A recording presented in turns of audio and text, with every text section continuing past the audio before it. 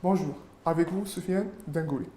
Cette activité est destinée aux élèves de première année bac STE, matière sciences d'ingénieur, unité ATC. Activité concernant la programmation des automates programmables. On va voir dans cette activité comment on programme les automates programmables Zilio que nous avons laissés. Voilà Zilio Soft 2. On va lancer notre application ou bien logiciel qui permet la programmation. La voilà. Comme j'ai dit précédemment, le logiciel logique Zilio Logic et l'automate Zilio Logic est programmable à l'aide de logiciel Zilio Soft. Ou comme nous avons déjà vu, grâce à l'aide des saisie directes. Lorsque le logiciel Zilio Soft est lancé, la fenêtre d'accueil suivante s'ouvre, comme vous voyez ici. Qu'est-ce qu'on va faire par la suite? C'est la première fois qu'on va travailler ça sera votre première fois. Donc, on va cliquer voilà, comme vous voyez ici, la souris, on va cliquer sur créer un nouveau programme pour démarrer une application. Ou bien, si nous avons déjà commencé, entamer un programme et on désire l'ouvrir, ouvrir. Dès que c'est notre première fois, on va créer le programme. Voilà. La fenêtre qui vient de s'afficher, elle nous permet de choisir la catégorie ainsi que le type. Voilà, nous avons ce logiciel, il permet de programmer ces catégories. Voilà la catégorie qui nous intéresse et on va choisir par la suite, une fois la catégorie sélectionnée, la liste des modules, comme vous voyez ici, la liste des modules correspondant à cette catégorie s'affiche. Alors, en dessous, cliquons sur le type de module désiré. Oui, le voilà. J'ai sélectionné le module dont la maquette de la barrière se dispose. Je vais tout simplement faire suivant. Et cette fois-ci, il me demande si j'ai une extension à ajouter au module ou bien je passe. J'ai aucune extension. Les extensions, parfois, les entrées-sorties de l'automate sont insuffisantes. On fait appel à des extensions pour élargir les interfaces d'entrée-sortie. On n'aura pas besoin d'extension. Les caractéristiques de cet automate ne se fait pour réaliser le fonctionnement désiré. Suivant. Cette fois-ci, il nous demande de choisir, de sélectionner le programme. Il y a un choix entre ladder et FBD. Comme j'ai dit précédemment, Function Block Diagram. Je vais choisir le ladder. Et voilà, feuille de câblage, c'est affiché. Avant de commencer le câblage, comme vous voyez ici, en bas à gauche, I. Ce sont I. Elle permet d'insérer des entrées sous forme de contacts. Comme vous voyez ici, ce sont des entrées TOR ou bien des entrées mixtes. Et Z, bouton bleu, comme vous voyez ici, IZ, il est possible d'utiliser les 4 boutons de façade dont l'automate se dispose dans votre application. Et voilà les bits mémoire. Si vous vous souvenez très bien, je vous ai dit à chaque étape, on associe un bit mémoire. Voilà les bits mémoire. Et voilà les sorties Q. Voilà les sorties. Comme vous voyez ici, les sorties soit actives sur état, comment ça? La bobine est excitée si les contacts auxiliaires et les relais sont passants.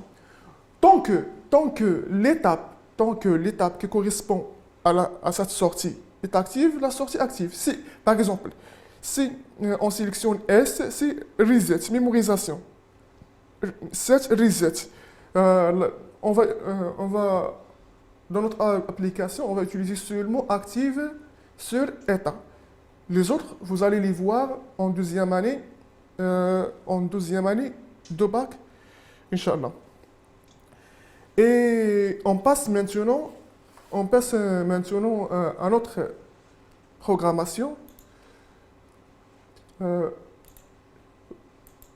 voilà toujours le programme devant nous.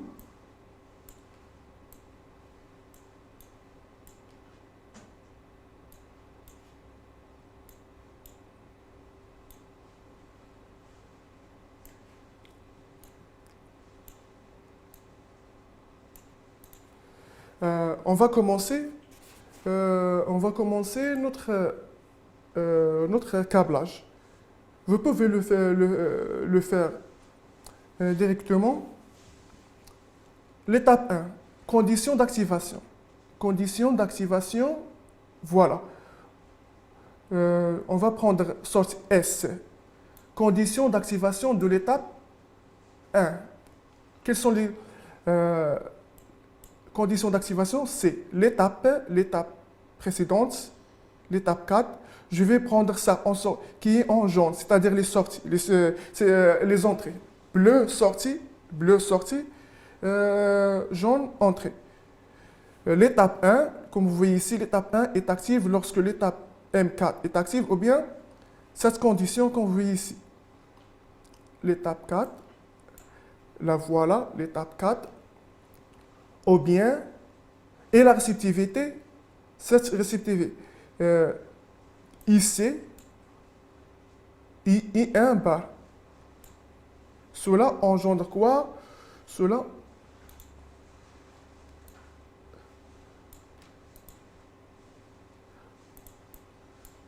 normalement,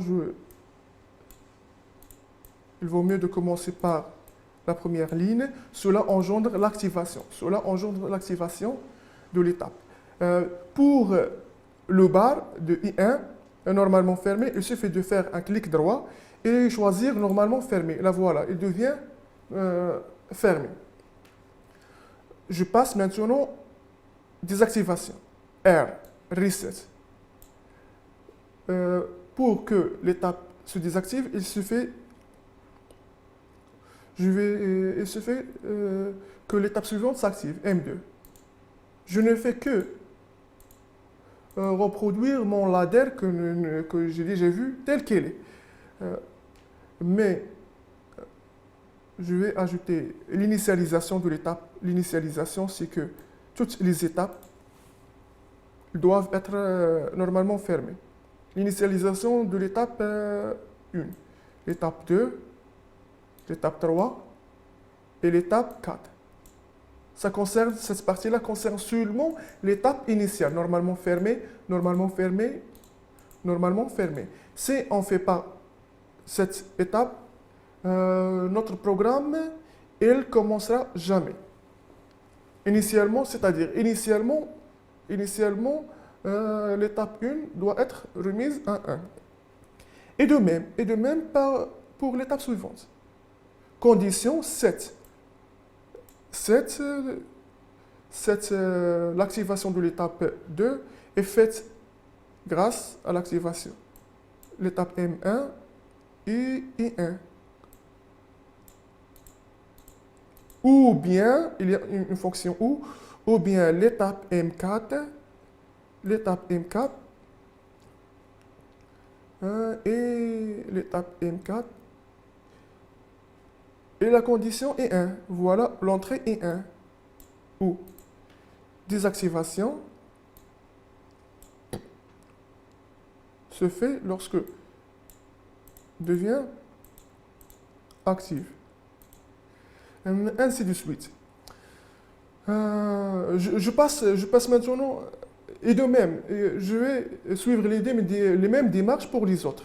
Je passe maintenant aux sorties, je fais la sortie Q2, la voilà. Je vais prendre active, voilà, la sortie Q2, non, la sortie Q2. La sortie Q2 est active, soit dans l'étape M2, ou bien M3 ou bien M4.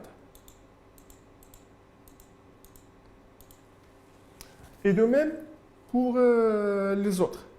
Je vais afficher un programme que j'ai déjà élaboré pour contrainte du temps.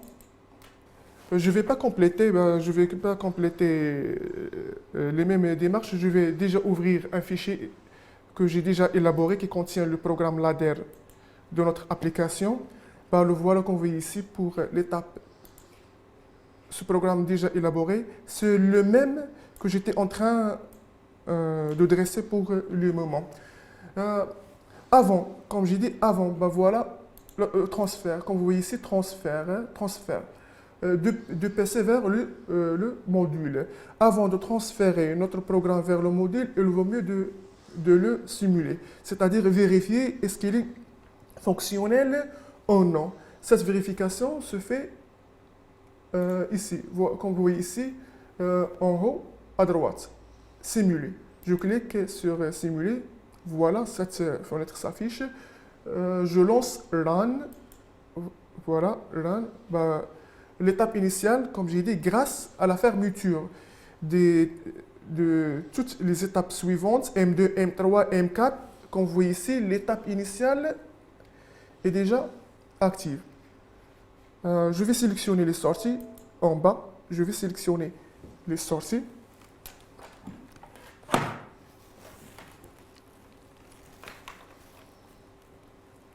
Les voilà, les entrées et les sorties. Comme vous voyez, lorsque I1, Q3 et Q2 s'allument, et B engendre l'activation de l'étape suivante. Et B, voilà, Q2. Et lorsque I2, comme vous voyez ici, je suis là, lorsque I2 se vérifie, l'activation de l'étape M4 engendre l'activation de la sortie Q4 et la sortie Q2. I2. Voilà. Ici, je réalise cette condition, le circuit ou bien reprend de l'étape initiale. Et c'est la voilà. Toutes les sorties sont éteintes. Si je reprends, voilà, I1, cette fois-ci IB, comme vous voyez ici, seulement Q2 qui est allumé, cette fois-ci I2, voilà, ces deux sont réalisés. Je vais prendre ce chemin. Et 1, la voilà, seulement Q2, Q3. Avant la fermeture, ça indique qu'avant la fermeture complète de la barrière, le système reprend, il l'ouvre. Et voilà, après la simulation, on a vérifié la validité de notre programme ladder. Elle est fonctionnelle. Il se fait, comme je vous ai montré, de le transférer grâce à l'icône transfert que nous avons déjà vu dans la page précédente. Il suffit de transférer vers le module et le module il va exécuter le programme ladder. Et nous sommes arrivés à la fin de cette activité. J'espère que vous allez reproduire ça chez vous. Je vous remercie pour votre attention. Prenez soin de vous et à la prochaine.